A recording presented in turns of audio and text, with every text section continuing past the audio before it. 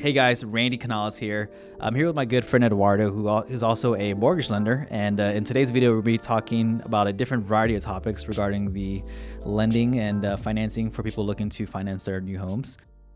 Okay guys, so in this segment, we're going to talk about the requirements that are needed for first-time home buyers. So Eduardo, take it away. What are some of the main requirements that you're going to be needing or looking for?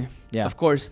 So some of the requirements for a first-time home buyer, and this is even for if you're buying your second home or investment property. So it really covers all three purposes, is your income, your credit, and your assets. So those are the three main things that lenders review to give you a pre-qualification or see exactly where you're at right now. That way you're able to purchase a home.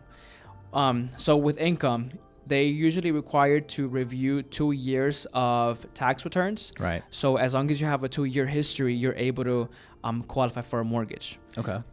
With that being said, most likely they'll ask for tax returns, pay stubs, and your W-2s for income. Okay. Now, if you've changed jobs within those 2 years, that's definitely okay. So you don't have to be in the same line of job for 2 years. You can have been, switched around for a couple of times, but as long as you have a history of 2 years, then you're gonna be okay. Interesting. Okay. And then as far as some of those requirements, you mentioned credit. So typically, what kind of credit score are most of these loan programs are requiring people to have? So that's a good question. Yeah. And I know that that's one of the items that a lot of people get discouraged or frustrated because of the credit score. Now, the thing is that we go as low as 580. Okay. That doesn't mean that if you have a credit score lower than 580, you won't qualify for a home loan, because most of the times you will. But here's the thing. The very first thing that I'm going to do is I'm going to help you review your full credit report, and anything that I see that you can fix, I'm definitely going to give you step-by-step analysis on how to do that. I do, however, highly suggest a higher credit score, because obviously you're going to get a lower interest rate. Right. A lower interest rate, and you're going to be able to apply for any other benefits out there.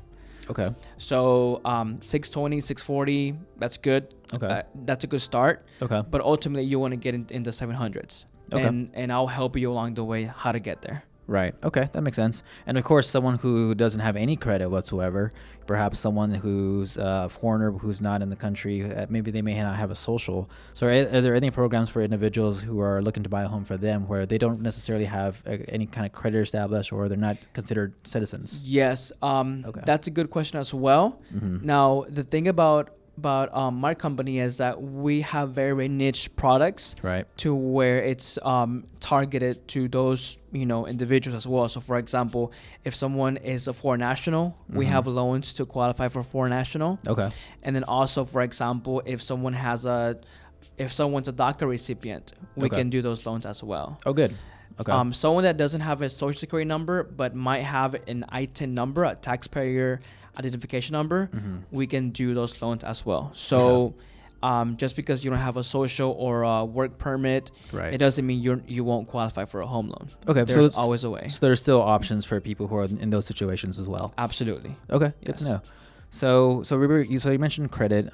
So income, ideally, income to debt ratios are obviously very important when it comes to lending. What kind of ratios are you looking at here when it comes to income to debt, and how important does that factor into having their loans qualified? Right. So it really depends on what type of loan program you qualify for. Generally, lenders want to see maximum of a 50% debt to income rate, debt to income ratio on your file.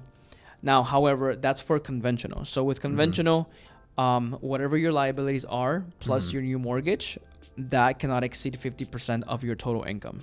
Okay. With FHA is a little bit more flexible with that. We can go up to 57% debt to income ratio. So what does that mean? That means that you're able to qualify for a higher home than maybe conventional. So just depending on what your goals are, if conventional could be a better way for you, or maybe the FHA option is a better option for you. Okay. But it just really depends. In this situation, more income, less debt, the better, Right. because lenders want to make sure that you're able to repay the loan itself. So Right. so if you're able to lower your debts as much as possible, it's gonna look better for you. Okay.